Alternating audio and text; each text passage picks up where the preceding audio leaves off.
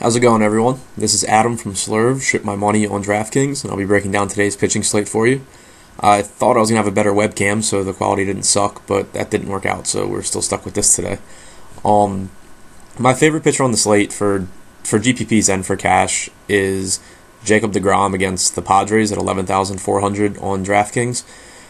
He's going to be really, really popular. Like, he's the best pitcher on the slate, and he's got the best matchup, but I don't really see a reason to fade him even in GPPs because he's not going to be 100% owned, so you're just going to have an edge on whoever doesn't play him pretty much, because I don't think there are pitchers on today's slate that are even close to the ceiling or the floor that he has. So I think he's someone you just lock in and then build your lineups around him. My second pitcher for cash today would be either be Kyle Hendricks or Kevin Gausman. I'm leaning toward Hendricks for cash just because I think he's a little bit more proven than Gausman is, and he's not pitching in Camden Yards like Gausman is. I don't think he'll be very popular, though, especially since the Nats scored 13 runs yesterday. But the Nats haven't been hitting righties well this year. Hendricks is a pretty good righty. The Nats have struck out 20% of the time with a 3.02 WOBA and 82 WRC plus against right-handed pitching this season. And Hendricks has struck out about 20% of right-handed batters with a 3.06 xFIP, and most of the Nats lineup is right-handed. They have Harper, who obviously is great, and they have Murphy that can do some damage left-handed. But outside of that, they're a very right-handed heavy lineup, so I think it matches up really well for Hendricks today. And I mentioned Gausman also at 6,900 on DraftKings. I like him in GPPs, and I don't hate him in cash. I think he'll have a good game, but I just feel a little bit more confident in Hendricks' floor.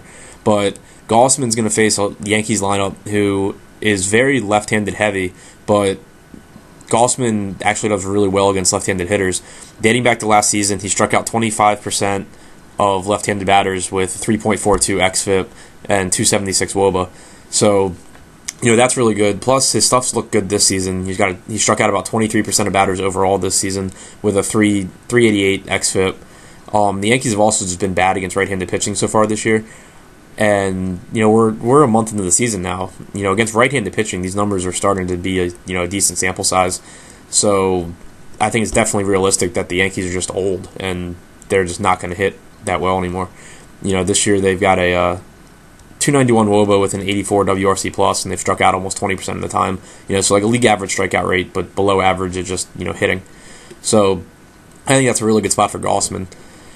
As far as just GPP plays, I'm kind of interested in Masahiro Tanaka going for the Yankees tonight at 9,300 on DraftKings. He's struck out 25% of right-handed batters this season, and the Orioles, outside of Chris Davis, are very, very right-handed heavy. The issue with Gausman Tanaka, in GPPs is he hasn't thrown more than 100 pitches yet this season. So I think that really limits his GPP upside. If they're not going to let him go over 100 pitches, he could be having a good game through 5 or 6 innings, but then he's just done. So that's where I don't think I'll actually play him, but I think he's in a pretty decent spot. The one guy for GPPs who I'm going to mention with the caveat that it's kind of just like a gut play, and I wouldn't recommend it if you care at all about the money you're playing with.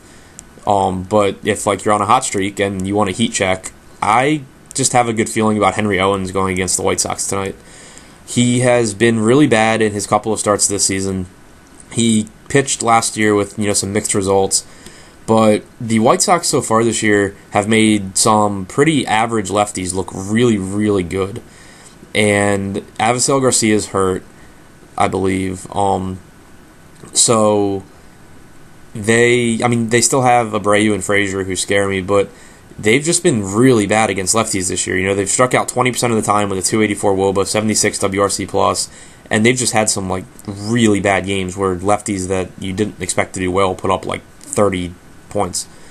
Owens this year has gotten in a lot of trouble. His command has been awful, but the White Sox against lefties have a 6% walk rate. So if Owens can just kind of get back to not having the worst command ever, then I think that problem will be eliminated a little bit.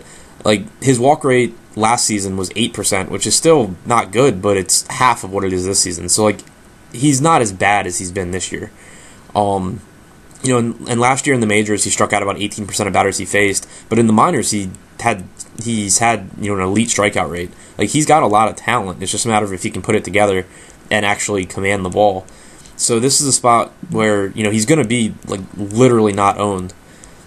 And he could just have a huge game. Like, I could see him winning a GPP for someone tonight, or you can just have a relaxing night because he gets blown up in the first inning and you can just stop watching your teams. So that's kind of just my gut GPP play that I'm probably going to have more exposure to than I should, just because, like, I don't really have the math to back him up, but I just have a good feeling about him in the spot. So it's a ton of risk, but I think it could pay off. As far as guys that I want to target, I like the Jays today against Derek Holland. The Jays are going to break out eventually, and they've burned people like 3 days in a row now, and they're facing a lefty at home who some people perceive to be good. So I think their ownership will probably be down finally. So that's something I want to target. Against righties dating back to last year, he's got a 34% hard hit percentage with like a 46% fly ball rate in Rogers Center. That's just not a good matchup against all the powerful righties that the Blue Jays have. I think the Astros will be popular today, and they're projected to score a lot of runs, but they're facing Wade Miley, who he can be inconsistent, but he's not really a bad pitcher. So I'm planning on fading the Astros today, assuming that their ownership is going to be really high, because Miley's definitely capable of shutting them down. He doesn't give up a ton of hard contact. He's not a bad pitcher. He's just an inconsistent pitcher. So if everyone's going to be on the Astros against Miley after their 16 runs yesterday, I'm going to just let them do that and go a different route. If it's not going to be popular, that other route is going to be to just stack the Reds and Brewers game in as many different ways as I can. Both teams are projected to score 4.5 runs. Chase Anderson's a bad pitcher. He has reverse splits, so the righties are in play for Cincinnati also, which is good because most of their guys are right-handed outside of their two stud hitters, Votto and Bruce, who are obviously also in play. And then for the Brewers, they're facing Alfredo Simon, who is awful against lefties, but he's not good against righties either. And, the game's being played, I think it's in Cincinnati, but either way, Cincinnati or Miller Park, it's in a hitter's park. So that's if people aren't going to talk about that game, I'm just going to get as much exposure to it as I can. And, obviously it's too early to know if that's going to be the case, but I'm hoping that it will be. I think the Cubs will be an interesting stack today. They have a lot of left-handed power, and Joe Ross is a good pitcher, but he's nowhere near as good against lefties as he is against righties. He's got a wipeout slider, and so that pretty much makes righties not hit him. But he's only got a 15% strikeout rate dating back to last season against lefties. 36% hard contact rate with a 41% fly ball percentage, and a 526 xFIP against left-handed pitching. So I think it's a spot where the Cubs will go under-owned, but they're a very talented offense, and they match up really nicely with Joe Ross. And then the Diamondbacks are my just kind of gut stack that I'll have some exposure to tonight. Facing Adam Conley. I think Adam Conley's a good pitcher. I know a lot of people still don't think he is, but I do. But in his last start, he threw 120 pitches, and he hadn't thrown more than 100 pitches in any start yet this season, I believe. So I think this is kind of a similar spot to where Vincent Velasquez went up against the Mets and got blown up after he had thrown 120 pitches when he's not used to going that deep into a pitch count. Combined with the Diamondbacks have a lot of guys that can crush left-handed pitching. They're going to have Goldschmidt, Drury, Tomas, Beef Castillo all, bunched together against Conley, who I just think's not going to have a good outing. So that's a spot where Vegas isn't projecting them to do very well. They're only projected for 3.7 runs. So I don't think people are going to be on them at all. And it's something I'm definitely going to have exposure to just because they have so many powerful right-handed hitters against a guy who I just think's not going to have a good start, even though I think he's a pretty good pitcher. So that's where I plan on going right now. But, as always, definitely stop into the Slurve chat throughout the day. I'll be in there. Once I start, actually constructing rosters and seeing the lineups that teams are going with, these pitching recommendations definitely kind of fluctuate. So definitely just, stop into the Slurve chat and get my thoughts on everything as more information becomes available throughout the day. And good luck with your lineups tonight, guys.